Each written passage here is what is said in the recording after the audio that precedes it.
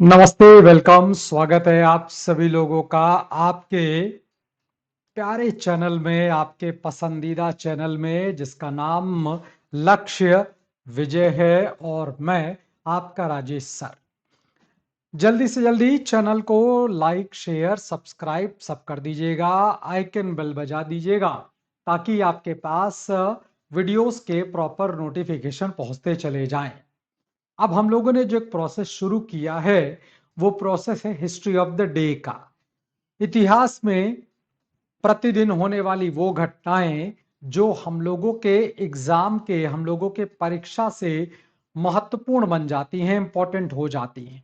तो 23 नवंबर को ऐसी कौन कौन सी महत्वपूर्ण घटनाएं हुई हैं जो कि हमारे इतिहास में, हमारे ज्ञान के लिए महत्वपूर्ण और आवश्यक हो जाती हैं, हम लोग आज उन्हीं पर चर्चा करेंगे।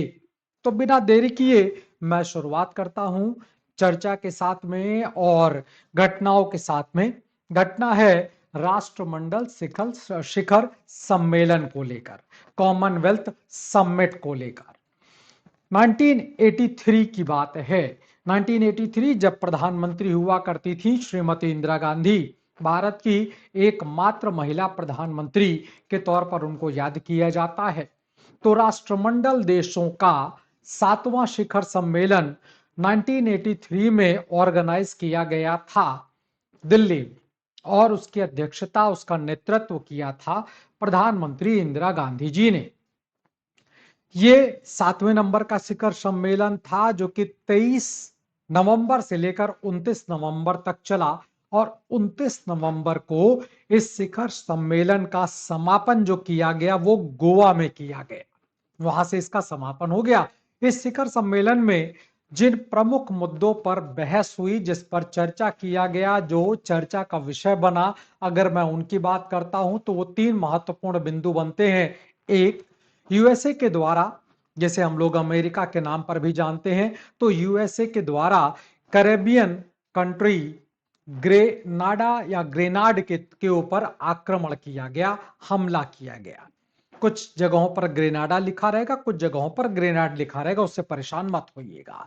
दूसरी महत्वपूर्ण घटना हो जाती है दक्षिण अफ्रीका के द्वारा दूसरे अफ्रीकी देश नामीबिया पर कब्जा कर लेना।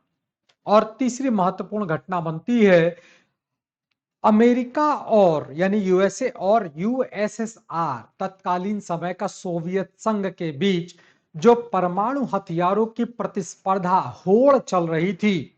ये होड़ किस रास्ते पर जाने वाली थी, इसका परिणाम क्या हो सकता था, इस पर लंबी चौड़ी चर्चा हुई, बातचीत किया गया।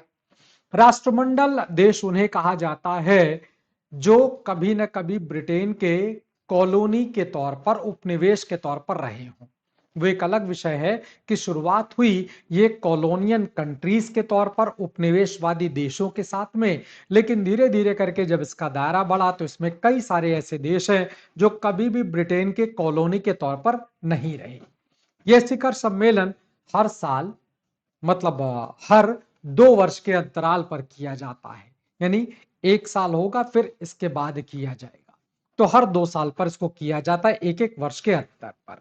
इसी प्रकार से 23 नवंबर की दूसरी महत्वपूर्ण घटना हो जाती है ओलंपिक खेलों से जुड़ी हुई। 1904 का वर्ष था। ओलंपिक खेल का आयोजन यूरोप से बाहर निकाल करके किसी अन्य देश में, यानी यूरोप के किसी देश में न होकर एक अन्य देश में हुआ और अमेरिका में किया गया। अमेरिका, यूएसए के सेंट लुइस में ओलंपिक खेलों का आयोजन किया गया। ऐसा क्यों हुआ कि ओलंपिक खेलों को यूरोप की बाउंड्री से बाहर निकाला गया?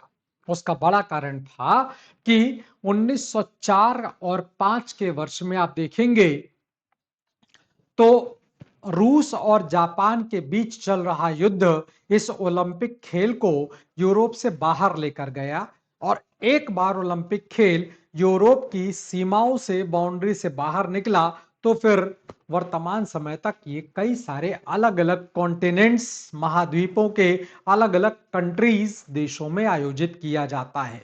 दुनिया का सबसे बड़ा खेल आयोजन के तौर पर ओलंपिक खेलों को जाना जाता है, और उसमें किसी भी प्रकार का कोई पदक प्राप्त करना, वो चाहे गोल्ड हो, चाहे सिल्वर हो, चाहे ब्रॉन्ज हो, अपने आप में एक बहुत बड़ा अचीवमेंट, बहुत बड़ी काबिलियत और बहुत बड़ी योग्यता को साबित करता है, उस देश के लिए भी और उस खिलाड़ी के लिए भी। तीसरी महत्वपूर्ण घटना की ओर चलते हैं 23 नवंबर से ही, और वो है हमारे भारत के वैज्ञानिक, प्रख्यात विद्वान, महान वैज्ञानिक जगदीश चंद्र बोस जी को लेकर। 1858 में जन्म लेने वाले जगदीश चंद्र बोस जी का निधन 23 नवंबर 1937 को हुआ था। जगदीश चंद्र जी की अगर बात किया जाए तो वो भौतिकी, फिजिक्स, बायोलॉजी यानी कि जीव विज्ञान, और आपके बॉटनी यानी कि वनस्पति विज्ञान, पुरातत्व यानी कि आर्कियोलॉजी में उनको बड़ा जबरदस्त ज्ञान था। बहुत ही मेहनती, बहुत ही नॉलेजेबल, ज्ञानवान पुरुष हुआ करते थे। और अगर उनके कुछ प्रमुख अचीवमेंट्स की बात करें, उपलब्धियों की बात करें, तो वो है कि वो पहले वैज्ञानिक थे जिन्होंने रेडियो और सूक्ष्म तरंगों की प्रकाशिकी के ऊपर जबरदस्त काम किया था। साथ ही साथ एक और बात, वो पहले वैज्ञानिक थे जिन्होंने, भारत के तौर पर अगर देखा जाए तो पहले भारत के वैज्ञानिक थे जिन्होंने अमेरिका से पेटेंट, अपने किसी सिद्धांत और अपने किसी प्रयोगों को लेकर पेटेंट प्राप्त किया था। ये अचीवमेंट पहले किसी भारतीय की थी। साथ ही साथ 1917 के वर्ष में जगदीश चंद्र बोस जी को नाइटहुड की उपाधि दी गई थी। नाइटहुड की उपाधि जिसे प्राप्त होती है उसे सर जगदीश, यानी उसको सर बोलकर सम्मानित किया जाता है। इसीलिए आप लोगों ने कई बार सुना होगा, पढ़ा होगा, सर जगदीश चंद्र बोस लिखा रहता है। और जगदीश चंद्र बोस जी की अगर बात करें तो उन्हें विज्ञान कथा साहित्य का पिता के तौर पर भी स्वीकार किया जाता है। ये कुछ महत्वपूर्ण जानकारियां आप लोगों के लिए हैं जो कि एग्जाम परीक्षा में महत्वपूर्ण बन जाती हैं। उम्मीद करता हूं कि आपको ये सेशन, ये ज्ञान, ये नॉलेज अच्छा लगा होगा, आप पसंद करेंगे, और अगर पसंद करते हैं तो इस वीडियो को और चैनल को लाइक कर दीजिए और इसको शेयर कर दीजिए, और साथ ही साथ सब्सक्राइब जरूर कर दीजिएगा ज्यादा से ज्यादा संख्या में। यहाँ पर आप देख पा रहे होंगे तो मेरा Telegram channel history by Rajesh sir, साथ ही साथ मेरा कॉन्टेक्ट नंबर जो कि व्हाट्सएप नंबर भी है, ये मैंने आपको उपलब्ध करा दिया, ताकि आप लोग अगर पढ़ने के दौरान किसी तरह की कोई दिक्कत, परेशानी, कंफ्यूजन का सामना करते हैं तो आप हमसे संपर्क कर सकते हैं। माध्यम कोई भी हो सकता है। फिलहाल अभी के लिए इतना ही रखते हैं। बहुत बहुत शुक्रिया, बहुत बहुत धन्यवाद। जाने से पहले एक बार फिर से लाइक, शेयर और सब्सक्राइब जरूर कर दीजिएगा। उम्मीद करता हूं आप ऐसा कर देंगे। बहुत बहुत शुक्रिया, बहुत बहुत धन्यवाद। नमस्कार। अगली मुलाकात ऐसे ही कुछ और नॉलेज भरे यानी कि ज्ञान भरे वीडियोस के साथ में, सेशन के साथ में। Best of luck. नमस्कार।